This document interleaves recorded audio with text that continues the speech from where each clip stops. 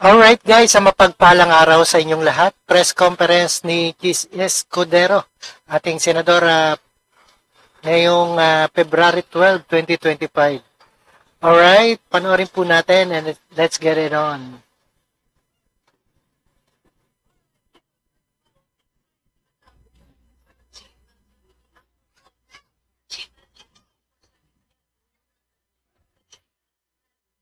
No, walang epekto yon sa napipintong impeachment proceedings. Walang bearing yun at walang kinalaman yun doon. Sa katunayan, pwede magpatuloy yon ng sabay, pwedeng mauna, pwedeng sumunod. Wala siyang bearing sa impeachment proceedings na isasagawa ng Senado.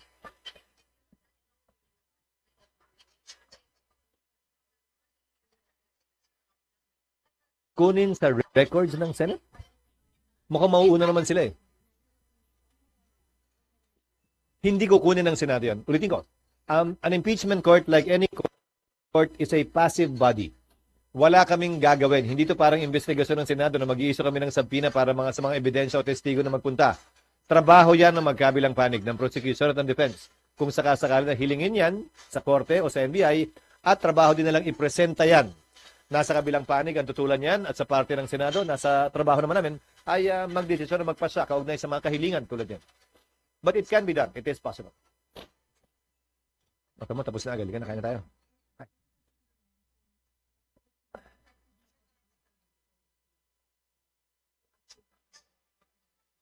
No, they can present the same witnesses. They can present the same pieces of object or documentary evidence. That is totally up to them. Karapatan naman ng kabilang panig, kung sakasakali, kung may basis sila, natutulan niya ang presentasyon niya.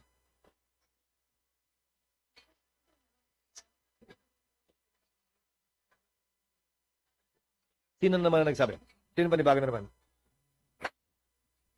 Mahirap naman mag-comment ng walang name. Dapat may name.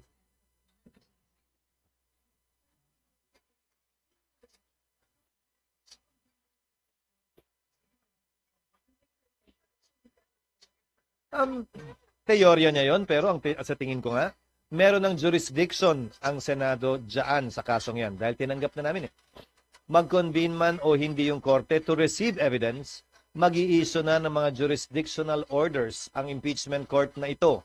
Kaugnay ng pagpapasagot, na pag-usapan na natin yan. Pagpapasagot sa nasasakdal at paghingi ng tugon doon ng prosecution naman. So, technical na term yung ginagamit marahil ni Justice Ascunan, yung pag-convene. Kasi physical convening ba yon o na nagkaroon na ng jurisdiction ng impeachment court? Ulitin ko, may jurisdiction na sa aking pananaw ang Senado sa subject matter of impeachment. Wala pa kaming jurisdiction sa katauhan ng nasasakdal ni Vice President Sara hanggat siya hindi pa sumasagot at na-arraign. Pero, subukan ko so anong gusto nga niyang gawin namin? Sundan natin sa logical conclusion yung mga nagsasabi niyan. So mag-convene kami pero wala muna kaming gagawin. So anong gagawin namin pag-convene namin? Hindi, anong gagawin muna namin? Wala, di ba? Pero yung pre-trial nga pwedeng magawa na hindi nagko-convene, maghihintay ka lang namang sumagot eh.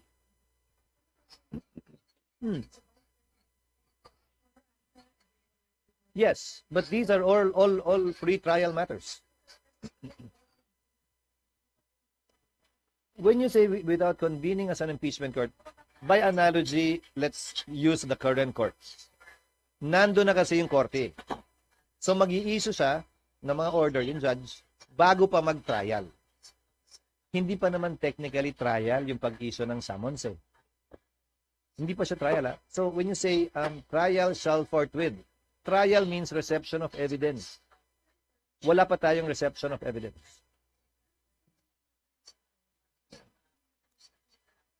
Depende nga sa rules ng Senado. Kasi sa kasalukuyang rules ng Senado, nakalagay doon. If you may want to read it.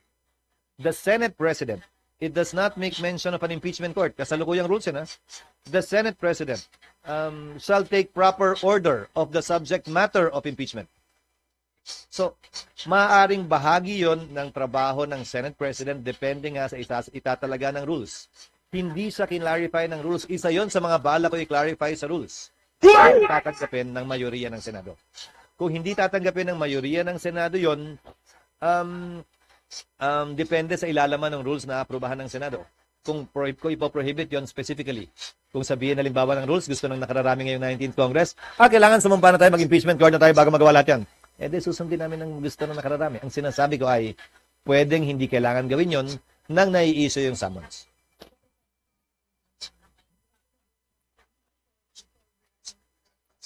Well, opinion niya yon. So, ulitin ko, depende sa ilalaman ng rules.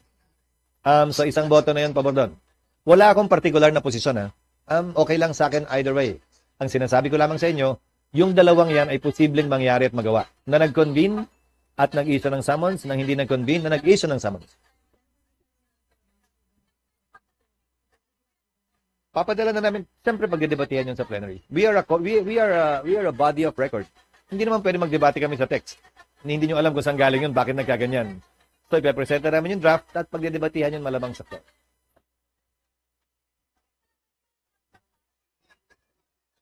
Ano man beat mo? Sir, you mentioned na meron na pong final costing. So, malalabas na po ba yun? Inaasahan ko sasabihin niya ni Senator Cayetano soon, pag nakita natin siya. Hindi, diba? Galing ako doon kanina. First time kong pinuntahan. Natanggap ko ang briefing mula sa mga taga-DPWH at saka yung technical staff ng Senado. Inaasahan namin na mapafinalize nila lahat ng mga sagot sa tanong ninyo sa susunod na mga araw. Dahil tulad ng sinabi ko sa inyo, noong December lamang nagkaroon ng DAED. December 2024 lamang nagkaroon ng Detailed Architectural and Engineering Design. Doon lamang ika nga nagsaraduhan ng libro na ito gagawin natin, ha? Kung anumang pagbabago, klaro na yung procedure namin bago yung pahintulutan para wala ng further cause of delay. Kaugnay ng maximum amount, tulad ng sinabi namin, nasa mga 31 to 33, pero mukhang mapepeg nila sa 31 cap, hindi na pwedeng lumampas yun doon, baka bumaba pa. Yun ngayon ang hamon sa amin, mapababa pa yun. Kaya hindi pa namin mabigay yung sagot, kasi cap pa lamang ang pinagkasunduan. Hindi yung actual na amount kung sakasakali. Dahil subject to bidding procedures ito. Totality na yun. Kabilang na yung humigit kumulang 13 na ginastos na at yung naka-budget na 21. Total of 21. Kasi kung maalala mo, yung costings na yan, ginawa 2013 pa. So kailangan namin i-update yung costing at dahil nga walang DAED, hindi namin kung anong kasama doon. Hindi namin alam kung anong kasama doon. Ito kasama na lahat. So, yung 31, kasama po yung land pa doon? Kasama na lahat yun. Kasama na lahat yun. Total na yun. Wala kaming tinago o tinanggal doon. Total na yun. Lahat na yun. Pati yung plenary. Isa po kasi naging issue doon, di ba, na parang inihanda siya for the federalism na magkakaroon ng mas maraming senador, kaya daw po ang laki-laki ng space, maliliit offices. Sir, na-correct na namin yun. So, sir, ito, for 24 na lang siya. Hindi 24, 28. Para hindi na lumipat yung magiging Senate President, walang babalik ang kwarto pag natanggal. Para hindi na lumipat yung majority leader, yung minority leader, at saka yung, di ba, pro tem. Hindi ka mukha ngayon, di ba, inaangkin na yung kwarto kahit di na sila, di ba? Or, babalik, lilipat. So it's 24 senators plus 4 officers of the Senate. The Senate President, the majority leader, the minority leader, and the pro tem. Di ba, medyo pinag-isipan na? Aminin. Meron, buong 7th floor will be theirs. Magkakaroon na sila ng sarili nilang plenary hall, sariling committee rooms para hindi na sila nakikipagagawan sa amin. Hindi, ang LCT sa Supreme Court. Kasi kami yung sumusunod sa justices. Hindi sila yung nagpupunta sa amin. But we can give them an office space there, meaning secretariat. But the plenary hall of the SET, nasa Supreme Court yan usually. Diba? Diba? Medyo pinag-isipan na. Meron din yun. May mas malaking detention facility na rin. Ano pa? May bodega na rin para sa lahat ng tambak. Hindi pa nila pina-finalize kasi kailangan naming hiwalayan siyempre yung babae at lalaki. Pero I think we're looking at 4 rooms that can fit about 4 to 6. So mga 24 to 24. Hindi naman, ang kwarto lang. It's a detention room. It's a detention room. We're still discussing parking kasi kulang pa rin yung parking. I think the total available parking is about 1,200. Pang staff, kulang pa yon. So, kailangan pa ng dagdag sa bisita. But there's still an available space for that. So, magagawa ng paraan easily. First time niyo makita yung building kanina, Yes. what was your impression when you saw it? Does it look 31 billion to you? Hindi pa kasi rough finish pa eh. Wala pa naman finishing eh. Remember, the 31 would include everything already.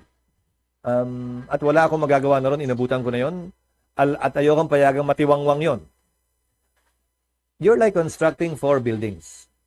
Because you have 4 separate towers. Di ba kung isang kwadrado lang to, 4 na side lang yung pader mo. Dahil 4 yung tower, may 4 na side yung 4 na tower para kang gumawa ng 4 na building na hiwa-hiwalay. Hindi man practical yon, hindi na natin pwedeng pagdebatihan at pag-awayan yan dahil nakatayo na yung building. Kung ako tatanungin mo, dapat kahon ang ginawang building, mas madali yun eh. Ang problema, nandun yun eh. May 4 ng tori eh.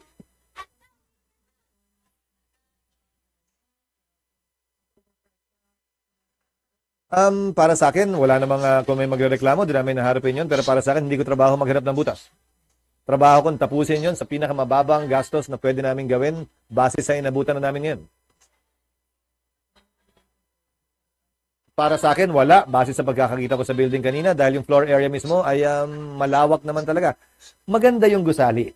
Pero kung ako tatanungin mo, hindi ko pipiliin yung ganda. Pipiliin ko mas mura at praktikal. Pero nandun na tayo. Wala na tayong magagawa.